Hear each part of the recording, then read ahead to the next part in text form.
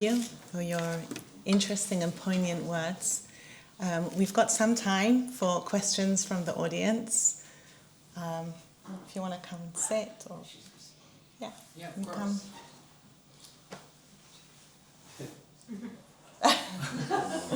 You want me to come over to you? Would you want to come and sit? We would love you to come and sit.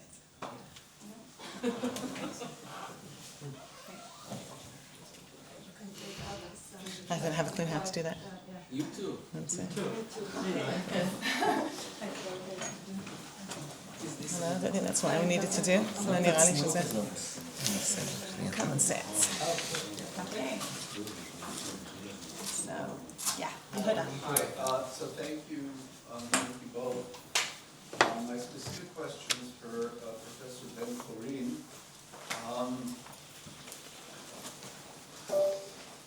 To what extent, and here I'm with insights of a friend that Dylan has been working some of those same texts has been working with. Yehudah, can you speak up? Yes. Yeah. To what extent do you think part of it, the being on the mountain is thus creating some sort of possibility for a dialogic relationship to nature? If that's my understanding correctly. Or dialogic relationship to others mediated through nature. To what extent do you think Uber Selan are working with or reworking notions of Sinai? That's the mountain of revelation, and where the people don't see something but they hear a voice. And there's something about the natural feature of echoes in the mountain. And I think it's interesting, since I recall there's some other poems that I've seen poems of other folks in the interwar period contrasting the mountain as the sea with the sea. The mountain is where you get an echo, and the sea is where you don't get an echo. So to what extent do you think they're working with these traditions of revelation on the mountain? And there's something about the ways in which how the human dialogue in the mountains, it's a function of the natural properties of the place.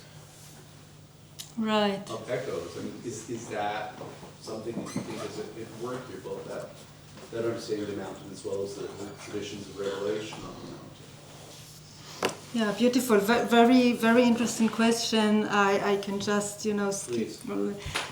So first of all, the whole this, as I was trying to say, this whole concept of mountains and mountaineers, I found it lots in romantic literary corpus and exactly and repertoire, and it was mainly used in this time as a kind of enlightenment or kind of educational program. You go to the mountains and there you kind of become a master or kind of, but in a way that you use the mountain or you use the nature in order to become an individual or a kind of sovereign. In a way, so this is exactly the relationship that you described, which is hierarchy and exactly.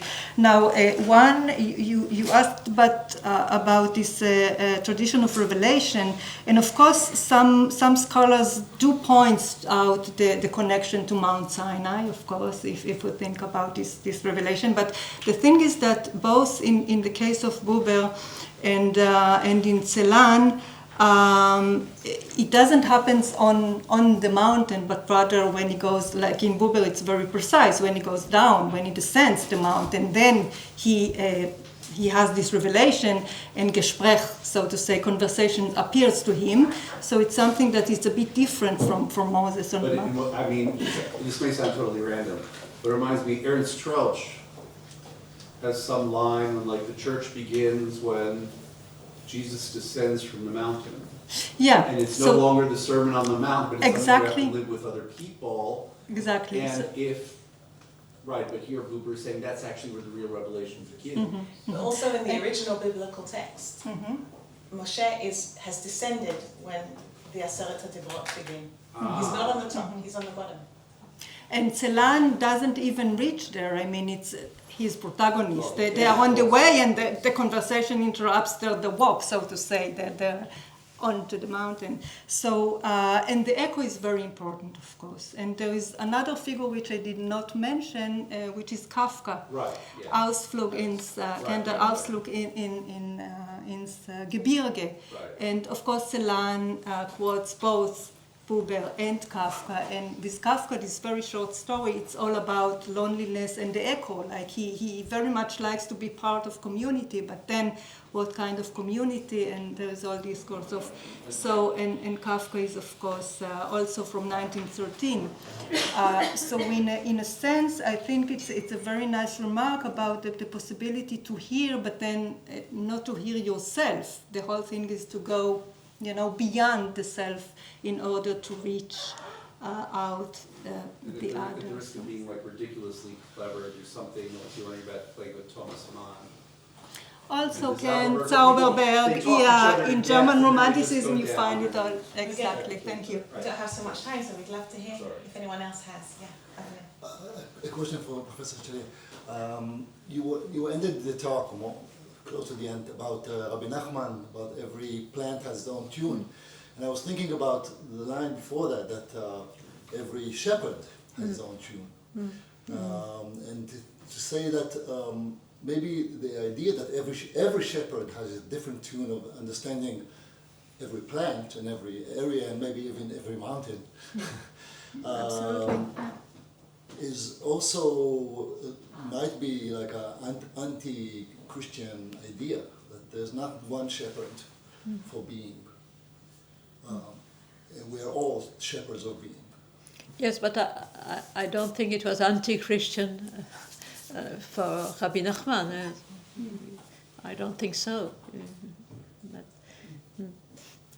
maybe I'm wrong. I'm not saying.